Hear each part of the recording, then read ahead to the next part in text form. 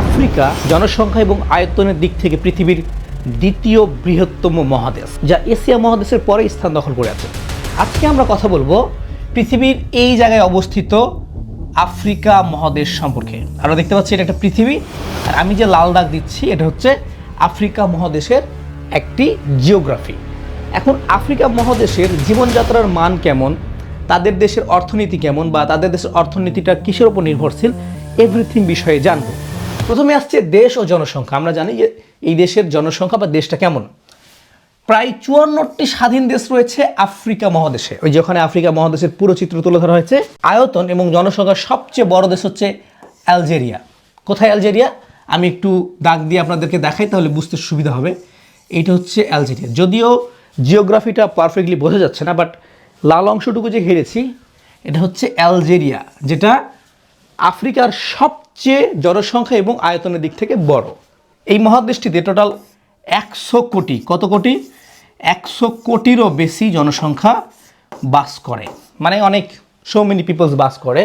এবং সবচেয়ে জনবহুল দেশ হচ্ছে নাইজেরিয়া। কোথায় নাইজেরিয়া? এই যে এখানে আছে নাইজেরিয়া। আমরা বাংলাদেশের মানুষরা নাইজেরিয়া সম্পর্কে ভালো জানি, কারণ আমাদের বাংলাদেশের নাইজেরিয়ান প্লেয়াররা খেলতে আসে, ফুটবল প্লেয়াররা। সো এটা হচ্ছে নাইজেরিয়া। এটা কি জনসংখ্যার দিক থেকে সবচেয়ে বেশি নাইজেরিয়া এগিয়ে বা বড় বলা যায়। এবং সবচেয়ে আকারে ছোট দেশ হচ্ছে সেসেলস। সেসেলসটা কোথায়? এই যে দেখতে পাচ্ছেন এখানে ঘেরা রয়েছে, ছোট্ট একটি দেশ, শুধু নামটাই বড়। এই যে ছোট ছোট যে ছোট কালো জায়গাগুলো আছে, এই জায়গাগুলো হচ্ছে সেসেলস, মানে অনেক ছোট একটা দেশ।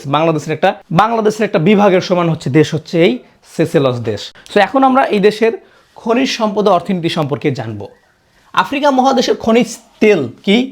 তেল, হীরা, গোল্ড মানে সোনা এবং ইউরেনিয়াম পর্যাপ্ত পরিমাণ রয়েছে, অর্থাৎ ন্যাচারাল রিসোর্স রয়েছে।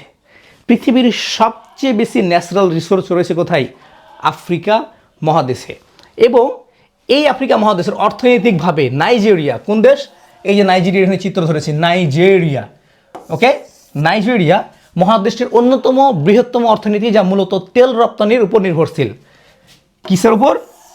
তেল রপ্তানির উপর। যেই দেশের প্রাকৃতিক সম্পদ থাকবে, অর্থাৎ ন্যাচারাল রিসোর্স থাকবে, তেল, গ্যাস বা সোনা, দানা, রূপা, সেই দেশের অর্থনীতি অনেক বাড়বে বা জিডিপি বাড়বে। বাট যদি সেই দেশে দুর্নীতি থাকে, তাহলে যতই ন্যাচারাল রিসোর্স থাকুক সেই দেশের উন্নত হবে না। যেমন আফ্রিকা মহাদেশ একটা, যে অনেক ন্যাচারাল রিসোর্স রয়েছে, অনেক সম্পদ রয়েছে, বাট তাদের দেশের দুর্নীতির জন্য তাদেরকে দরিদ্র দেশ বলা হয়। সো আমরা আগে সবই জানতে পারবো। উল্লেখযোগ্য তথ্য, ইতিহাস। আমরা এখন ইতিহাস সম্পর্কে জানি। অন্ধকারাচ্ছন্ন মহাদেশ। ওকে, 19 শতকের মধ্যভাগ পর্যন্ত ইউরোপীয়নদের কাছে অজানা থাকা একে অন্ধকার বলা হয়। ধর্ম। উত্তর আফ্রিকায় ইসলাম ধর্মের বিশাল উপস্থিতি রয়েছে, আর উত্তর আমেরিকায় অনেক বেশি ইসলাম ধর্মের মানুষজন রয়েছে। ভবিষ্যৎ সংখ্যা 2100 সালের মধ্যে আফ্রিকায় জনসংখ্যা প্রায় 3.8 বিলিয়ন। কত? 3.8 বিলিয়ন ছাড়িয়ে যেতে পারে, মানে তাদের জনসংখ্যা অনেক দ্রুত বৃদ্ধি পাচ্ছে। আফ্রিকা মহাদেশ একটি দ্রুত পরিবর্তনশীল মহাদেশ, যা তার প্রাকৃতিক সম্পদ, বৈচিত্র্যময় সংস্কৃতির জন্য বিশেষভাবে বিশ্বের কাছে পরিচিত। ট্রান্সপারেন্সি ইন্টারন্যাশনালের সাম্প্রতিক তথ্য অনুযায়ী আফ্রিকা বিশ্বের সবচেয়ে বেশি দুর্নীতিগ্রস্ত অঞ্চলগুলোর মধ্যে অন্যতম। 2024-25 সালের দুর্নীতির ধারণা সূচক সিপিআই অনুযায়ী আফ্রিকার সবচেয়ে বেশি দুর্নীতিগ্রস্ত দেশগুলো হলো, প্রথমত হচ্ছে কি? দক্ষিণ সুদান ও সোমালিয়া। সোমালিয়ানরা জানেন যে কি পরিমাণ খাতারনাকেরা, আমরা এই নিয়ে অনেক মুভি দেখেছি। লিবিয়া ও ইরিত্রিয়া, কুয়েটোরিয়াল গিনি, সুদান এবং বুরুন্ডি। অন্যান্য উল্লেখযোগ্য দুর্নীতিগ্রস্ত দেশ হচ্ছে গণতান্ত্রিক প্রজাতন্ত্র কঙ্গো। খনিজ সম্পদের প্রাচুর্য থাকলেও অব্যবস্থাপনা ও দুর্নীতির কারণে দেশটি পিছিয়ে আছে। চাঁদ। তেল সম্পদের আয় নিয়ে স্বচ্ছতার অভাব এখানে দুর্নীতির মূল কারণ। নাইজেরিয়া ও জিম্বাবুয়ে, এই দেশগুলোতেও সরকারি খাতে দুর্নীতির হার বেশ উদ্বেগজনক বলেই জানা যায়। আফ্রিকার প্রায় অধিকাংশ দেশেই ন্যাচারাল রিসোর্স পাওয়া যাচ্ছে, বা সবগুলো দেশেই তেল, গ্যাস এগুলো আছে। এই দেশগুলোতে দুর্নীতির কারণে এগোতে পারছে না। সংস্কৃতি ও ভাষা। সো সংস্কৃতি ভাষা কি এদের? আফ্রিকা সংস্কৃতির দিক থেকে বিশ্বের অন্যতম বৈচিত্র্যময় মহাদেশ। এখানে 800-রও বেশি ভাষা রয়েছে। কত? এটা মানে অবাক করার বিষয়। একটা মহাদেশে যদি 800+ ভাষা থাকে, দেশ কয়টা? আমরা দেখলাম 54টা দেশ রয়েছে, স্বাধীন দেশ 54টা। তো 54টা দেশে 800-রও বেশি ভাষা রয়েছে। এখন আসি দুর্নীতির প্রধান কারণগুলো। আসলে এই দেশের দুর্নীতির কারণগুলো কি? দুর্নীতির কারণ হচ্ছে গৃহযুদ্ধ, রাজনৈতিক অস্থিতিশীলতা।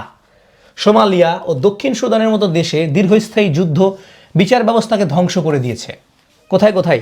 সোমালি এবং দক্ষিণ সুদানে দীর্ঘমেয়াদী যুদ্ধের জন্য তাদের যে একটা বিচার ব্যবস্থা রয়েছে সেটাকে ধ্বংস করে দিয়েছে। স্বৈরাচারী শাসন, অনেক দেশে একনায়কতন্ত্রের কারণে জবাবদিহিতা ও স্বচ্ছতার অভাব দেখা যায়। খনিজ সম্পদের অব্যবস্থাপনা, তেল বা হীরা সমৃদ্ধ দেশগুলোতে প্রভাবশালীরা সম্পদ কক্ষিগত করে রাখে। অর্থাৎ যারা প্রভাবশালী রয়েছে তারা যেই সম্পদগুলো, তেল, গ্যাস অথবা হীরা, সোনা যাই উঠুক না কেন, তারা এই সম্পদটা দেশকে না দিয়ে দেশের জনগণের জীবনযাত্রার মান উন্নয়নের কাজে ব্যবহার না করে তারা নিজে আত্মসাৎ করে নিচ্ছে।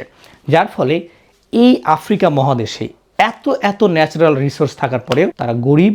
সো এই ছিল আফ্রিকা মহাদেশ নিয়ে সামান্য কিছু তথ্য। যদি ভালো লাগে অবশ্যই লাইক, কমেন্ট, শেয়ার করবেন। আর হ্যাঁ, এমনই ইন্টারেস্টিং ইনফরমেটিভ ভিডিও দেখতে চাইলে আমাদেরকে সাবস্ক্রাইব করে রাখবেন।